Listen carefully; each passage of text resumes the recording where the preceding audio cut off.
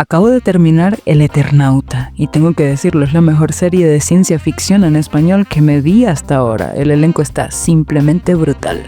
Todo arranca en una noche cualquiera. Un grupo de amigos de toda la vida se juntan en Argentina para tomar algo y jugar. Pero lo que parecía una reunión tranqui se convierte en una locura apocalíptica que te deja pegado al sillón durante los 6 capítulos. Así que sí, hoy les traigo algunos datos curiosos que les van a volar la cabeza. Fredo Favalli, o mejor dicho Tano, es sin duda mi personaje favorito, así que por favor no me lo eliminen. Tano es ese típico nerd, genio, que todos quisiéramos tener en el grupo, el que sabe cómo hacer que todo funcione cuando el mundo se está yendo al carajo. Además, es el amigo obsesionado con series de supervivencia apocalípticas. Lo más loco es que Tano plantea una teoría que muchos no entendieron, y de ahí arrancan un montón de dudas sobre lo que realmente está pasando en la serie, incluso cosas tan flasheras como el cinturón de Van Halen. ¿Qué rayos es el cinturón de Van Halen?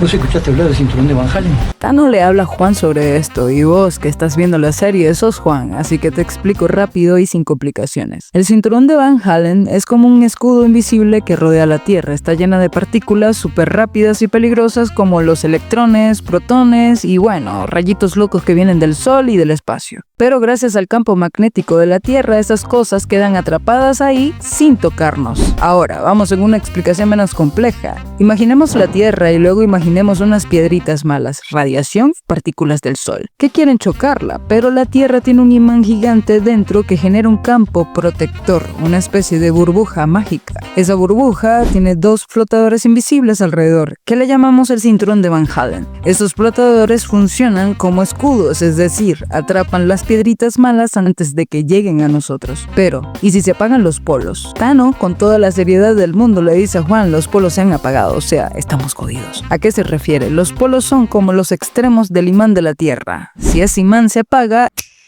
el campo magnético también se va, y con él los flotadores mágicos desaparecen. Eso significa que las piedritas malas del Sol entran sin filtro. Resultado, satélites fritos, GPS fallando, redes fuera de control y el planeta cada vez más expuesto a la radiación. Un verdadero caos global. Y la nieve. La nieve puede ser tóxica. Normalmente la nieve no es tóxica, pero sin el campo magnético, la atmósfera puede llenarse de radiación y partículas raras. Si eso pasa, la nieve que cae puede venir contaminada. Entonces sí, la nieve puede volverse peligrosa para tocar o beber si el planeta queda desprotegido. Ok, pero dentro de esta historia hay varios misterios, y uno de los más locos son los alienígenas. Mi hermana les dice garrapatas gigantes, sí, así de random, y no tengo ni idea de qué tiene que ver con el cinturón de Van Halen, pero según la trama, estos bichos habrían desactivado el campo magnético de la Tierra solo para poder entrar al planeta.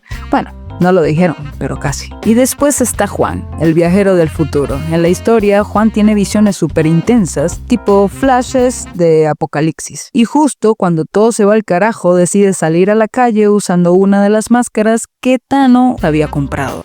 Lo heavy es que Juan se mete directo al caos con esa máscara a probar suerte. Y vive varias escenas rarísimas, tipo, ¿se contaminó con la nieve o no? ¿Por qué no le pasa nada? Claramente es uno de esos momentos de cómo saber qué es el protagonista sin decir que eres el protagonista. Una de las veces que Juan pudo o se contaminó con la nieve, pero nada ocurrió, es en el minuto 23:45. Juan va a buscar a su hija pensando que está con la madre, pero no está. Y en ese momento un pibe le ve la mano y le dice, eso es nieve. Y sí, la nieve le tocó la mano, pero no le pasa nada. Esa escena no es un error, es obviamente que está ahí para mostrarnos que Juan no es un personaje cualquiera. Igual esta serie claramente deja la puerta abierta para una segunda temporada y obvio me la voy a ver. O sea, me encantó el personaje de Alfredo, también el de Juan y el de la venezolana, que aunque no sé si sobrevive o no, quiero saber más sobre ella. Los efectos están buenísimos, se nota que le metieron plata, nada de producción barata, y la historia, es buenísima. Encima está basada en una historieta de Héctor Germán, escrita entre 1957 y 1959, o sea, una joya vintage, pero adaptada al caos actual. Si te ha gustado este video, dale like y comparte. Mi nombre es María Granda y te hablo de series raritas.